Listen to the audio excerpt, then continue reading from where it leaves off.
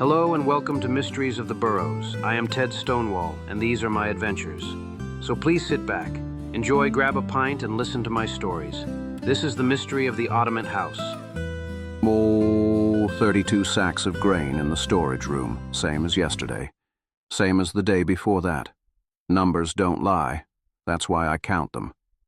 The mill wheel stood silent, sluice gate closed for the afternoon. Father was in Greendale negotiating seed prices, which meant I had the place to myself. Quiet. Just the bright water flowing past beneath us, that constant rush that had been the background of my entire life. I was updating the ledger when shadow fell across the doorway. Mayor Horace Elderberry stood there, blinking against the dim interior. He looked as out of place as a silk handkerchief in a grain bin.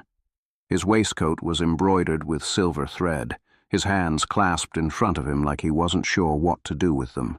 Soft hands. Hands that signed papers and shook other soft hands and somehow ended up owning more than mine ever would. In 31 years, the mayor had never visited the mill. He sent servants for his flour. Mr. Stonewall! But he said it carefully, like my name was something he'd rehearsed. I set down my pen. Mayor. Might I come in, briefly? There's a matter I wish to discuss. And I gestured to the chair across from my desk. He sat, then immediately regretted it. The chair had flour dust on the seat, and his dark trousers showed every speck. He didn't brush at it. That told me something about how much he needed what he'd come for. I understand you help people, with problems, discreetly.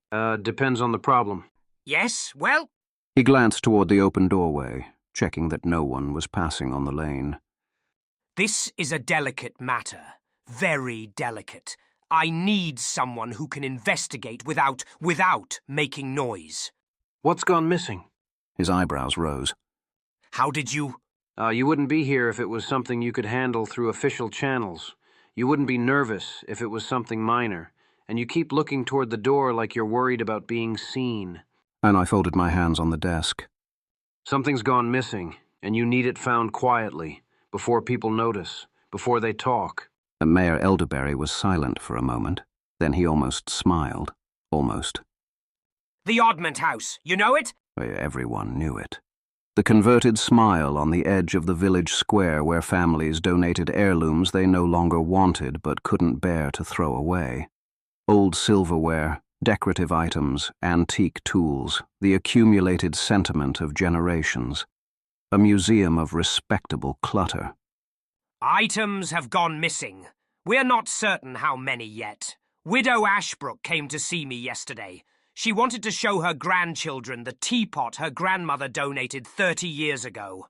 It wasn't there. Could it have been moved, reorganized? That's what I assumed. But then she told her friends, and they started checking their own donations.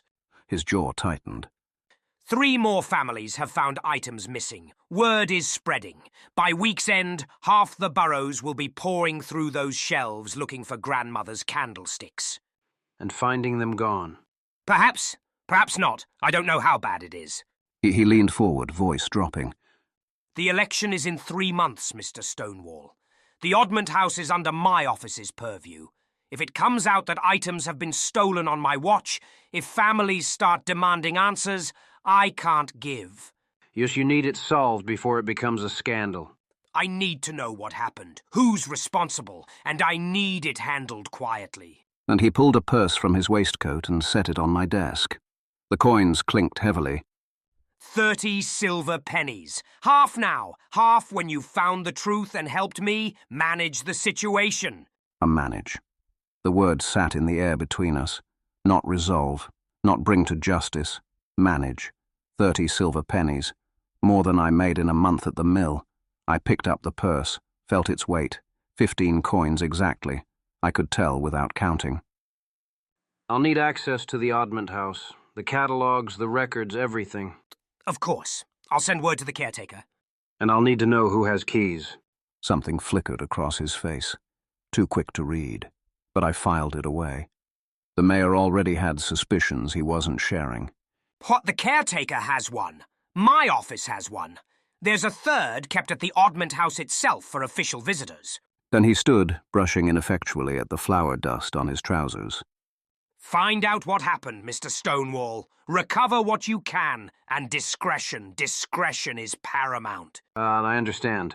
That he left quickly, stepping back into the sunlight like a man escaping a room full of smoke. I watched him hurry down the lane toward the village centre, head down, hoping no one would ask why he'd been at the mill. I looked at the 15 silver pennies in my hand. Fair payment for honest work. I just wasn't sure yet what kind of work it would turn out to be. The Oddment House smelled like old paper and dust, and the particular mustiness of things no one had touched in years. But it wasn't the smell that caught my attention. It was the shelf of teapots, 4 inches of dust-free wood between the floral ceramic and the pewter mug. Something 6 inches wide used to sit there. The gap was obvious once you knew to look, like a missing tooth in an otherwise full mouth. The discrepancy gnawed at me like a grain moth in a flour sack. The rest of the converted smile was much the same. Round windows let in afternoon light thick with floating particles. Shelves lined every wall, crowded with the donations of generations. Tarnished silverware, faded portraits, decorative boxes, tools whose purposes had been forgotten, books no one would ever read again. A museum of things that mattered once. The caretaker was an elderly burrow folk named Clematis Rootweather, moving slow with arthritis, squinting at me through spectacles thick as bottle glass. Mayor's office sent word. Terrible business, terrible. In all my years, nothing's ever gone missing from the Oddment House. Nothing. How long have you been caretaker? 12 years come spring. Before me it was old Barnaby Moss, rest his soul. 40 years he watched over this place. She pulled a leather-bound ledger from a shelf and set it on the reading table with a heavy thump. The catalogue. Every donation recorded, going back to when the Oddment House was founded. And I opened it carefully. The pages were yellowed, the handwriting changing every few decades as different caretakers took over. Each entry recorded the item, the donor family, the date of donation, and in a separate column, any notes about the item's disposition. Most entries in the disposition column were blank, items donated and left to gather dust, but some had notes, returned to family at request, damaged, disposed of, transferred to Greendale Historical Collection. I turned to the most recent pages. The handwriting here was precise, careful, not Clematis's shaky script. Who makes entries in the catalogue now? I do, mostly, for new donations. But the mayor's office handles the official records, disposals, transfers, that sort of thing. The clerk comes by every month or so to update things. To the clerk. Young Basil. Thimbleton, I think his name is. Very thorough, always checking the inventory, making notes. Now she paused, something shifting in her expression. My grandson Willow helps out sometimes too. Carries heavy things for me. He's had some troubles, but he's a good lad. Troubles? Nothing serious. Just young folk foolishness. He owes money to some people he shouldn't have played cards with, but he'd never steal. Not from me, not from the Oddment House. And I let it pass for now. But I filed it away. Clematis had someone to protect, and people protecting family often missed what was right in front of them. I looked at the disposal entries from the past year. 8 items marked as damaged and disposed of. 3 marked as returned to family. 2 marked as transferred to private collection for restoration. 13 items removed from the collection in 12 months. Is that typical? 13 items in a year? Clematis frowned. Seems high. In Barnaby's time we might dispose of 1 or 2 a year. Old things fall apart eventually, but 13. And I examined the entries more closely. My eyes caught something. The ink. Most of the catalogue was written in the same iron gall ink, faded to brown with age. Even entries from 5 years ago had that brownish tint. But these disposal entries, the recent ones, the ink was slightly different. Darker, more blue. The difference was perhaps a quarter shade, but it was there. the same kind of variation I'd spot in grain that had been mixed between harvests. I held the page up to the window light. Someone had been making entries with newer ink. Recently, not when the dates claimed. I looked at the dates on the disposal entries. 3 of them caught my eye immediately. Clematis, these disposals here. I pointed. It marked for the 15th, 16th, and 17th of last month. Was the Oddment House open those days? She shuffled closer, squinting at the page. The 15th, 16th, no, that was the Harvest Festival. We always close during the festival. Too much happening in the village. No one comes to look at old teapots. But someone disposed of items on those days? That's what it says, but that can't be right. I had the only key during the festival, kept it at home. Nobody was in here. No, I closed the catalogue gently. The dates were wrong. Someone had made entries for days when the Oddment House was closed, when no one could have been here to dispose of anything. The entries were false. I'd like to see the disposal area, where items go when they're removed from the collection. Then Clematis led me to a back room, smaller than the main hall, lined with empty shelves. Damaged items go here until we can arrange proper disposal. Burnings, usually, for things too far gone to save. The room was neat, orderly, a thin layer of dust on every surface, 3 weeks' worth at least, judging by how it had settled. I ran my finger along one of the shelves. The dust was undisturbed. Nothing had been set here in weeks, months maybe. When was the last time you actually disposed of anything? Clematis thought. Spring, I suppose. A portrait with water damage. Moths had gotten into a tapestry. She looked around the empty room.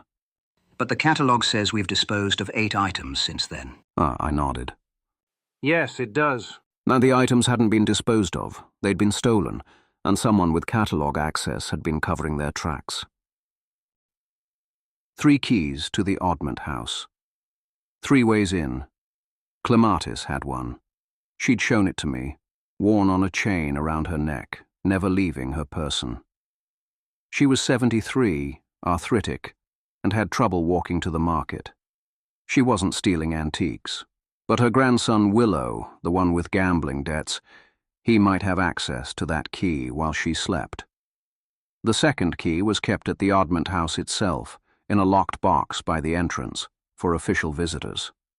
I examined the sign-out log. The last entry was 4 months ago, a scholar from Greendale researching historical pottery. The third key was held by the mayor's office, by the clerk who came monthly to update the catalogue. Basil Thimbleton. 2 possible suspects, the gambling grandson, the precise clerk. I needed more. I found Mabel Stonewall at her usual spot in the market square, overseeing the afternoon trading with the sharp eye of someone who'd been managing commerce since before I was born. Ted Stonewall. She didn't look up from her ledger. You're not here for vegetables. Information. Costs more than carrots. I'll owe you a favor.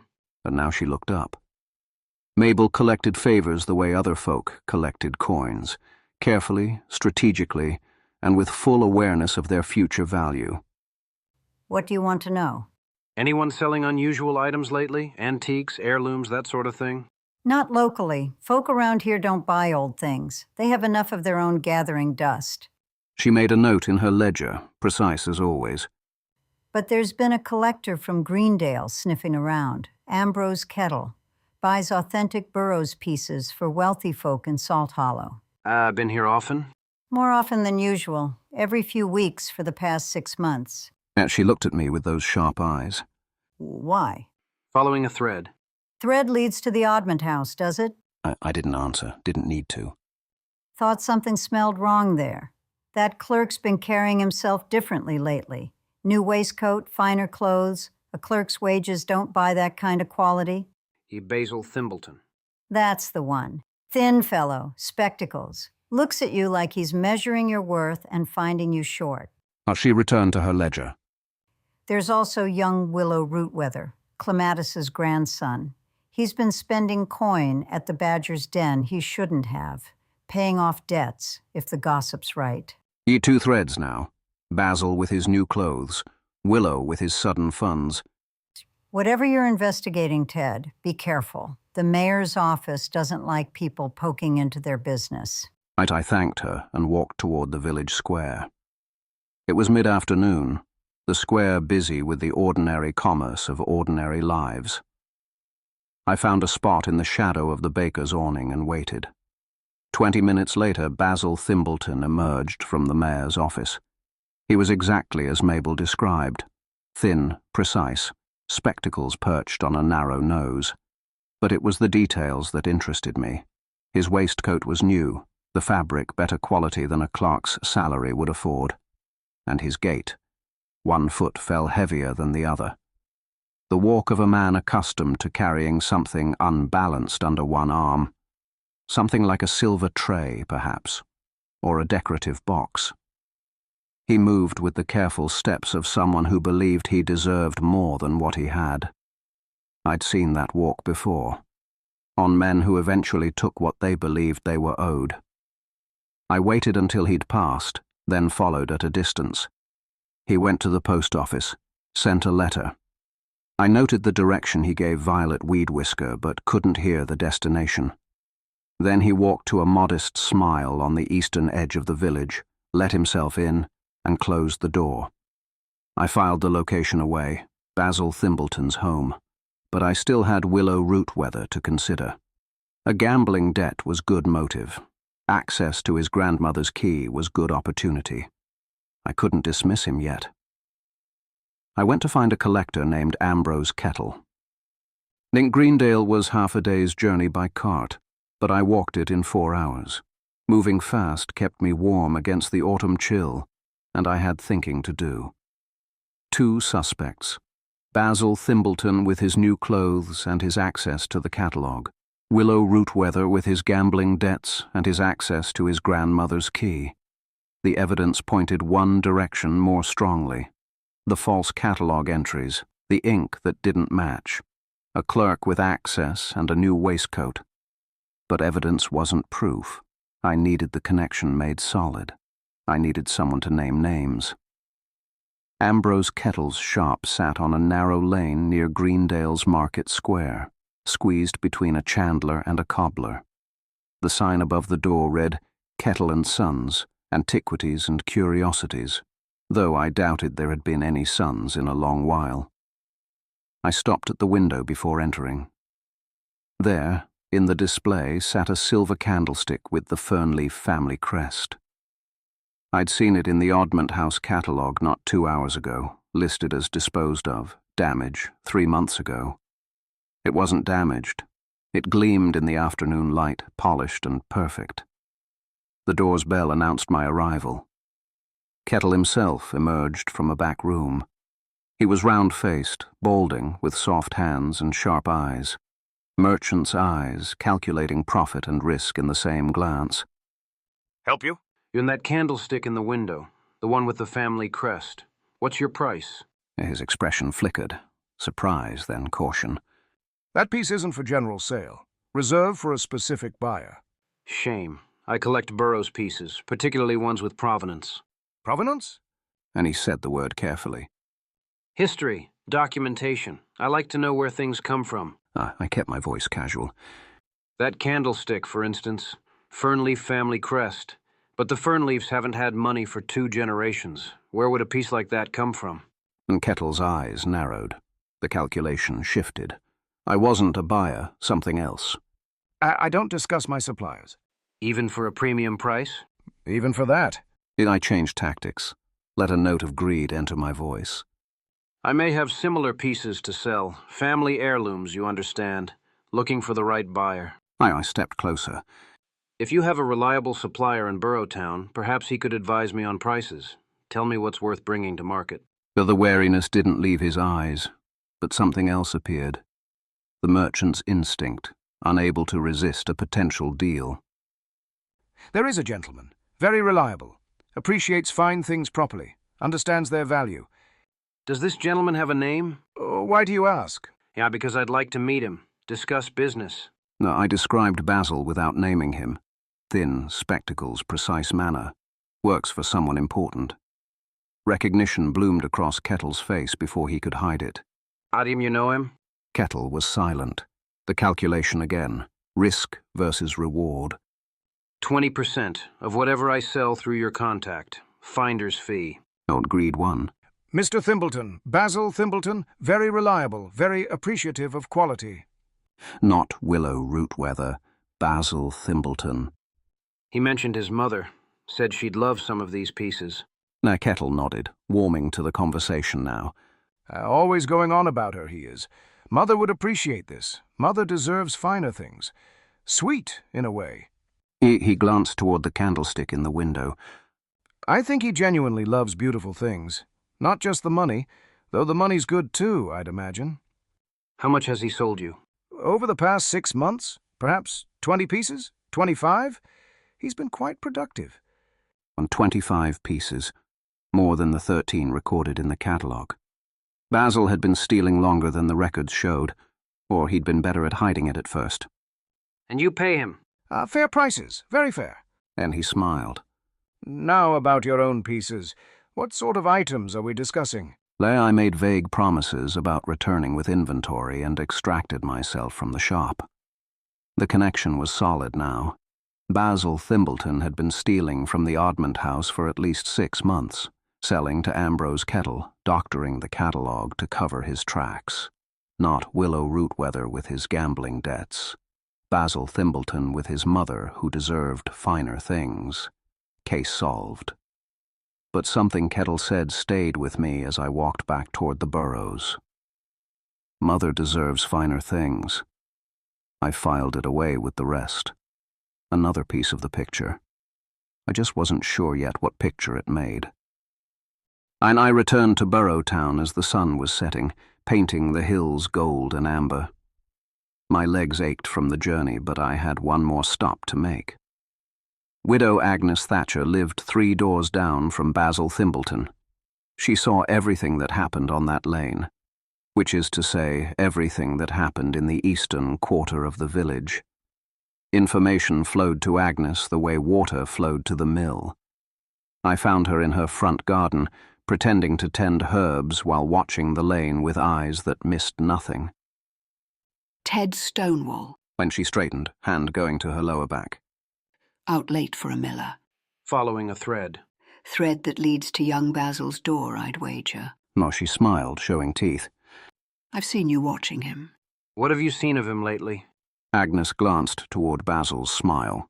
The windows were lit, warm yellow against the gathering dusk. And that young man has been busy. Packages going out regular. Visitors from out of town. A round fellow, balding, comes every few weeks. They talk in the parlour with the curtains drawn. Kettle, coming to collect his purchases. Anything else? He's been dressing better. New waistcoat, finer cloth. On a clerk's wages. She snorted. Either he's found a wealthy patron, or he's found something else. What about his mother? Agnes's expression shifted. Something softer entered her eyes. Unexpected, for a woman who traded in other people's misfortunes. Hilda, poor dear. And she shook her head. Our mind's been going these past few years. Doesn't get out anymore, doesn't recognize people she's known for decades. Last time I visited, she called me by her sister's name. Her sister's been dead 20 years. She lives with Basil? Just the 2 of them. He's all she has. As she looked toward the lit windows again. Whatever that boy's up to, she doesn't know. Probably better that way. She thinks he hung the moon, Hilda does. My Basil works for the mayor, you know. Says it to everyone, over and over, like it's the only thing that makes sense to her anymore. I thought about what Kettle had said. Mother deserves finer things. She'd be devastated if she found out. Agnes's eyes sharpened. Found out what? What's he done, Ted? No, I didn't answer. I was looking at the lit windows, thinking about an old woman who believed her son was respectable, who clutched that belief like a lifeline in her fading mind. Ted? Nothing, just following threads. And I left Agnes watching after me with suspicious eyes. She'd figure it out eventually. She always did. But by then, if I handled this right, there might be nothing left to figure out. Nothing but an empty smile and a quiet departure. The question was whether that was justice or something else entirely.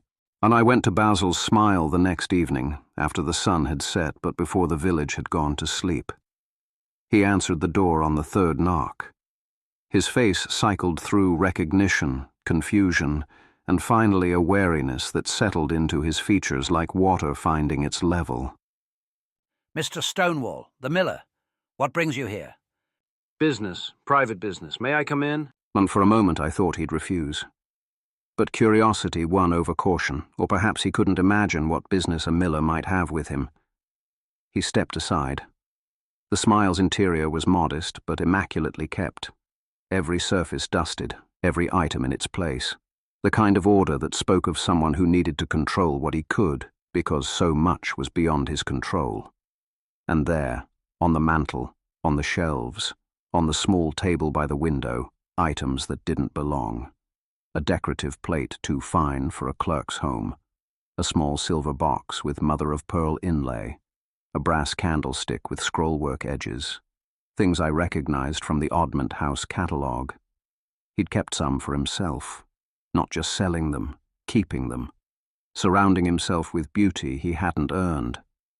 Nice pieces. I gestured to the mantle. Her family heirlooms. No, they're not. Silence. The fire crackled in the hearth. I know what you've been doing. The false disposal entries. The doctored catalogue. Ambrose kettle in Greendale. He was happy to tell me about his reliable supplier from Burrows town. Basil's hands curled at his sides. His jaw worked. I've seen the ink variations in the entries. You used fresh ink for records that should have been written months ago. And you made entries for dates when the Oddment House was closed, the Harvest Festival, when no one could have been there. That's you can't prove. Kettle identified you by description. He has records of every piece you sold him. The items on your mantle match pieces listed as disposed of in the catalogue. I kept my voice level, flat, like reading figures from a ledger. The mayor hired me to investigate. I've investigated. The case is solved. And Basil's face went white, then red, then something beyond color. A kind of raw exposure, like skin beneath a torn bandage. You don't understand. I deserved those pieces. I appreciated them. Do you know what it's like to handle beautiful things every day, knowing you'll never own any of them? To be surrounded by the cast-offs of families who have everything, when you have nothing? You stole them. I saved them.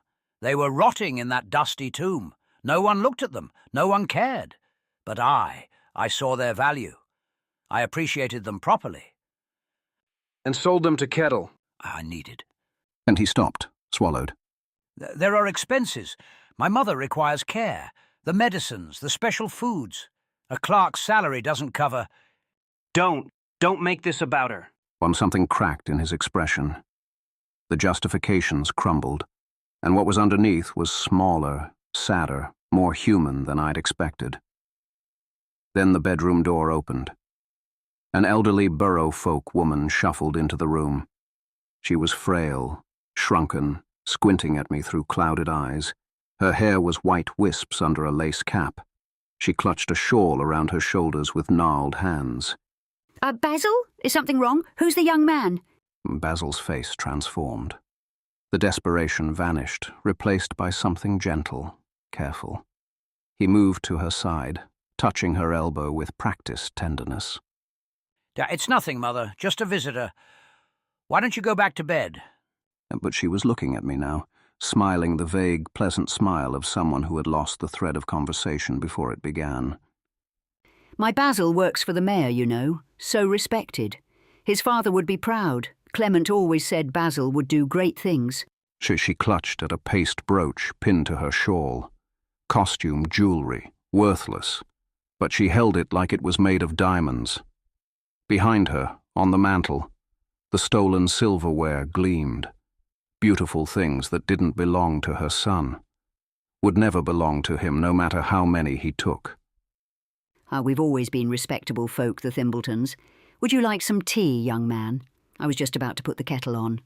I looked at her face, at the love in her eyes when she looked at her son, at the absolute certainty that Basil was everything she believed him to be, at the stolen candlestick behind her shoulder, catching the firelight.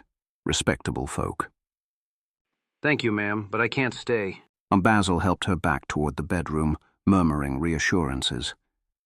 She went willingly, already forgetting I was there, already returning to whatever pleasant confusion she lived in now. When he came back, his face was different. The defiance was gone. What remained was something raw and broken. She doesn't know. She can't know. It would... He stopped, swallowed.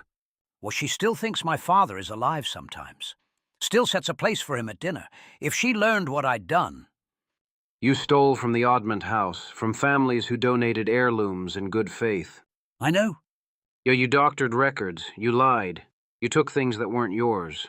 I know. His voice cracked. I know what I did. I told myself reasons, but I know. I stood there in his immaculate parlor, surrounded by stolen beauty, looking at a man who had convinced himself he deserved what he took, and an old woman in the next room who believed her son was respectable. I could arrest him. Should arrest him.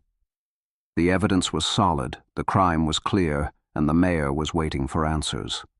But Hilda Thimbleton was also waiting. Waiting in her fading mind for a son who would never disappoint her, in a world where her husband was still alive and everything was respectable. And there was the practical matter. A trial would mean scandal, testimony. The mayor's name dragged through proceedings. 30 silver pennies was good money, but would the mayor pay the second half if I handed him a scandal instead of a quiet solution? Justice or practicality? Truth or 30 silver pennies? I wasn't sure which one I was choosing. Here's what's going to happen. Then Basil looked up. Hope and fear warred in his expression. You'll resign from the mayor's office tomorrow, personal reasons. But... You'll return every item you haven't sold. I'll give you a list. I can do that. Most of them I can... You'll leave the Burrows. Take your mother somewhere she won't hear the gossip. Greendale, maybe. Somewhere you can start over. He stared at me. You're not going to report me to the constable? Do all that resignation, returns, departure, and I won't. Why? Why would you...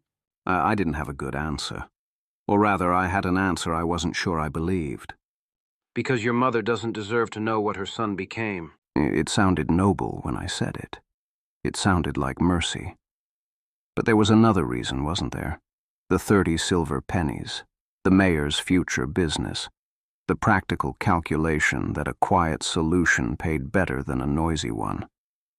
I told myself it was about Hilda. Basil said nothing. His eyes were wet. You have 1 week. Then I report to the mayor that the matter is resolved. If you're still here, if I hear you've taken anything else, I'll tell him everything, including where to find you. I let myself out. The night air was cold on my face. I walked back toward the mill, 15 silver pennies still owed to me, thinking about justice and mercy and how they ground against each other like millstones. I wasn't sure I'd done the right thing. I wasn't sure I'd done it for the right reasons, but I'd done something. Mayor Elderberry received me in his office the following week. The room smelled of paper and beeswax candles and the particular mustiness of power carefully accumulated. Mr. Stonewall. He gestured to a chair. There you have news! Aye, the matter is resolved. Resolved? You found the culprit? The items were taken by someone with catalog access. They've been selling to a collector in Greendale.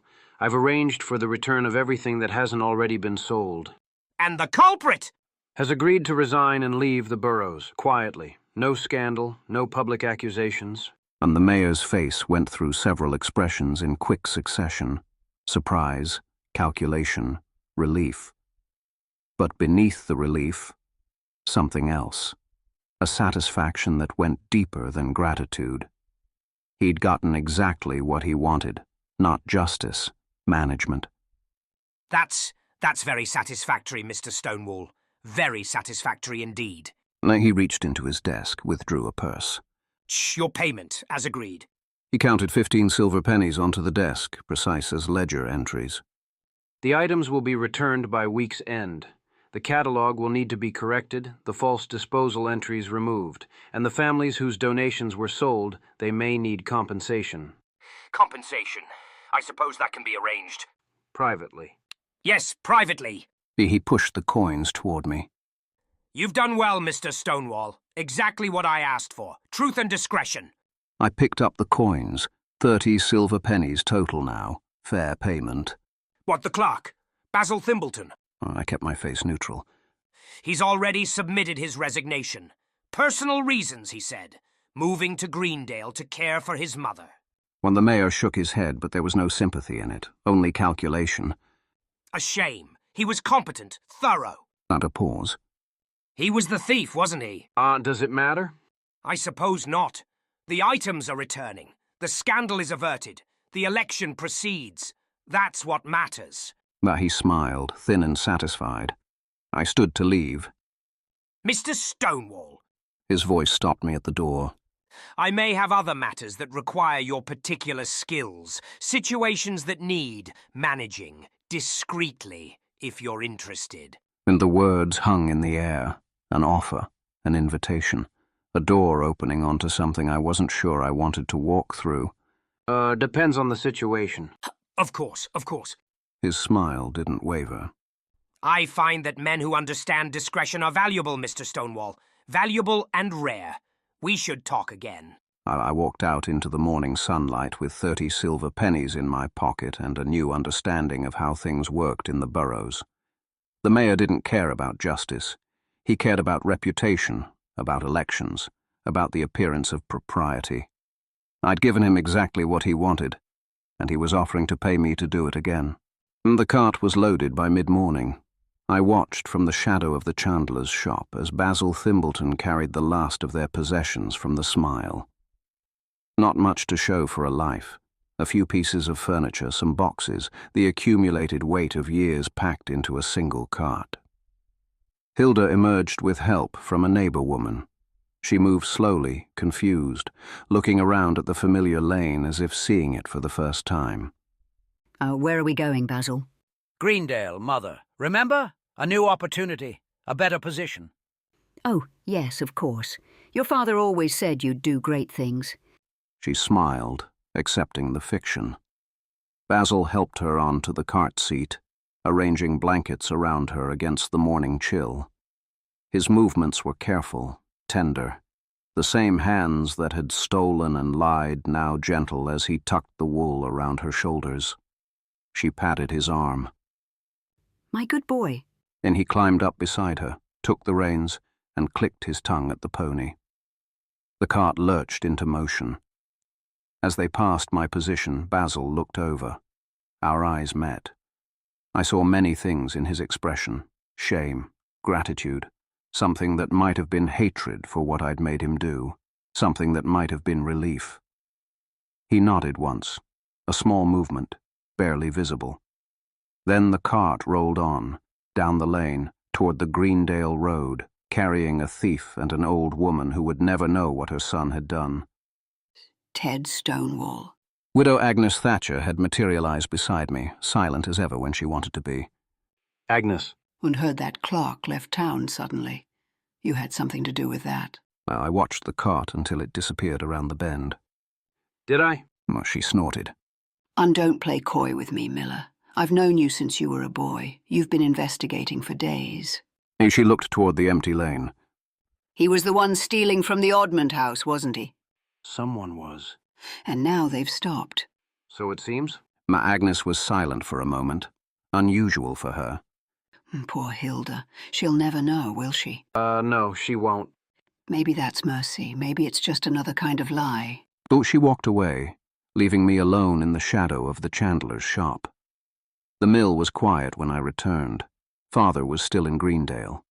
His negotiations had stretched longer than expected, so I had the place to myself. I sat at the office desk and counted the 30 silver pennies. Laid them out in rows of 10, neat as ledger entries. Fair payment for honest work. Except I wasn't sure how honest it was. I'd found the thief, solved the mystery, recovered most of the stolen items, given the mayor exactly what he wanted. Answers without scandal, resolution without consequences. And Basil Thimbleton was on his way to Greendale with his mother, escaping justice because an old woman loved him. Because an old woman loved him. That's what I told myself. That's the noble reason. But there was another reason, wasn't there? The practical one. The 30 silver pennies that might not have come if I'd handed the mayor a public trial instead of a quiet departure. The future work he'd offered. More situations that needed managing.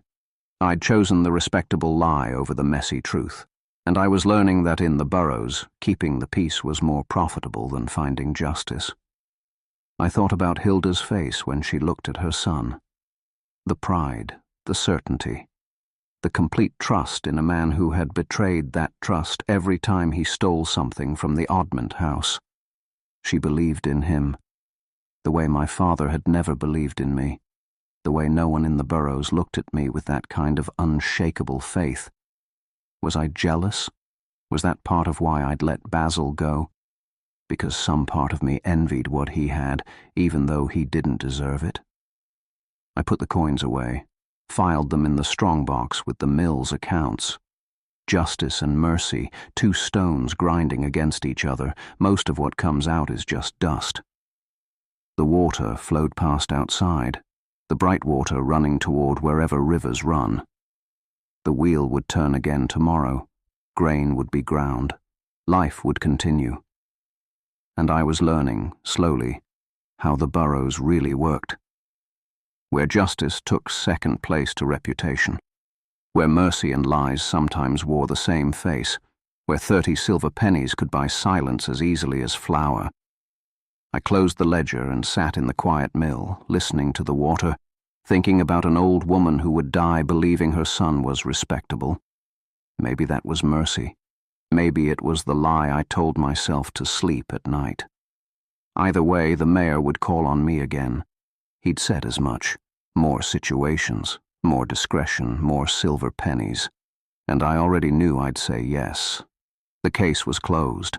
Something else was just beginning. I closed another case. Thank you for listening to my story. I hope that you have enjoyed this. Please like and subscribe. Come back later. The mystery of the blacksmith's burn. And I hope that you have a wonderful day.